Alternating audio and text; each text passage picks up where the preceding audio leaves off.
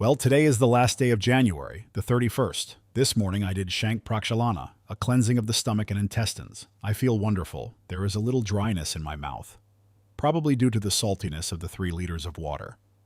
What is interesting is that with this cleansing, a kind of internal preparation begins for what will happen next.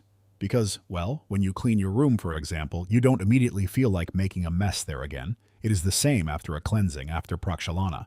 Since you feel that your intestines and stomach are completely clean and tidied up, you don't even really want to throw anything in there in the form of food. You want it to stay in this clean, tidy state for a little while. Tomorrow is the first of the month, February 1st, and a dry refusal of food, so to speak, begins. Now, the refusal of food itself doesn't bother me much. Well, as with the refusal of water, since there are no set goals or records to break here, it is simply a state of relaxation, lightness, and a certain acceptance. I won't be drinking for some time. This won't be self-torment, and you could say it won't even be a refusal of water, but rather an acceptance of a state without water and without food. And against the backdrop of this acceptance, this lightness, and this surrender, everything else will unfold. Just today I weighed myself. My weight before Prakshalana was 67 kilograms, and after Prakshalana, it was 66, so a little kilogram went away.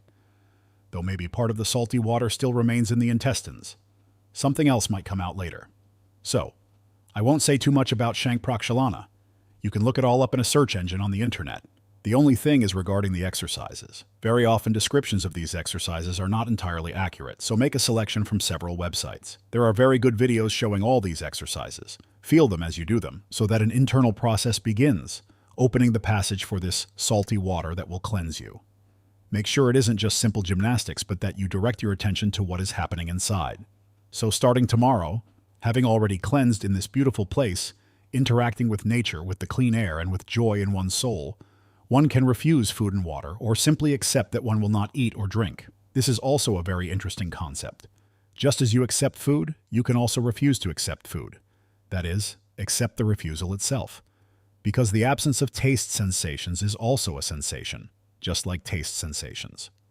You are simply shifting them a bit, swapping black for white.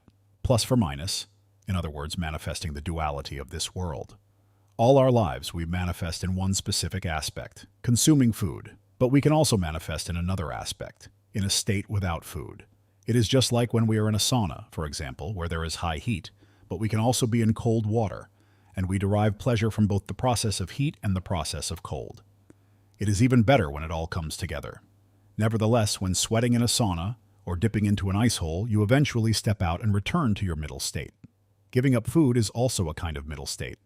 Because when you eat food, well, you are in a way in a sauna. When you don't eat food, you are in a way in cold water.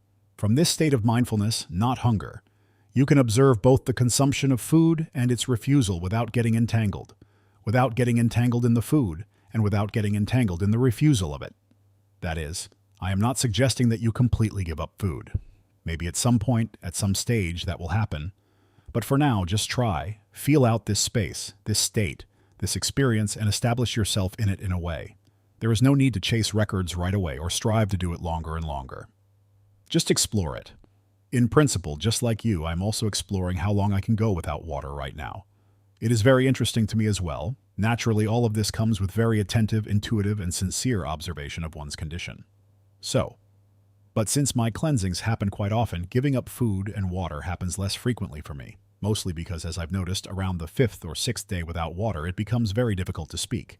The throat dries up and severe dryness appears in the mouth. Since my activities often involve communication, this isn't always justified. Furthermore, after the 10th day, around day 12, my eyesight dropped significantly, probably because the eye consists of a certain fluid that the body was pulling away, causing a slight disruption. But later, with subsequent intake of water, everything was restored. What's more, the process without water is also very interesting to me from another aspect. Even without drinking water, water still enters us. Our air contains a fairly high percentage of humidity. When I walk barefoot in the snow, moisture is also absorbed through the feet in a way. It is absorbed through the lungs and through the skin. I find it very interesting when you direct your attention to going outside and feeling your skin begin to breathe. Just as you feel when air actually passes into your lungs. You can simply stand there, breathe with your lungs, and feel how both the inhale and exhale happen through your skin. Even if it isn't as deep and is very slow, it can still be felt. It seems to me that in this way you can build up and transform your body, especially since absorbing moisture through the skin and pores cleanses it. That is, the skin and our pores act as a kind of filter, and the water condenses. Well, it's almost like you could call it distilled water, or at least purified water. So, of course, a completely dry fast won't happen. You would have to be in 100% absence of moisture, or rather, 100% dryness, so that moisture is kept to a minimum. But such air is impossible to achieve because, though that kind of air is probably similar to what you find in Israel by the Dead Sea. There are places in the desert there with quite dry air. I had a 3-day experience of refusing water there while leading a seminar. I must say, those 3 days were a bit tough for me. The air was so dry that I felt it was even a little hard to breathe. But it only lasted 3 days, which is practically nothing. Still, I had that experience in a dry climate. In a humid winter environment, it is actually quite a pleasant feeling. Of course, it is very important not to stay lying in bed feeling sorry for yourself, but also not to overexert yourself. Everything should be harmonious and in moderation. Right now, there is an opportunity to shovel some snow, move around a bit, and run around barefoot by the lake or in the woods. Maybe play with some toys, like standing on a bed of nails. That is also a very interesting sensation. So, starting tomorrow, I will probably make some brief notes about my condition and what I am experiencing. I'll share a few impressions maybe. It will be a short tour into the world without food and water.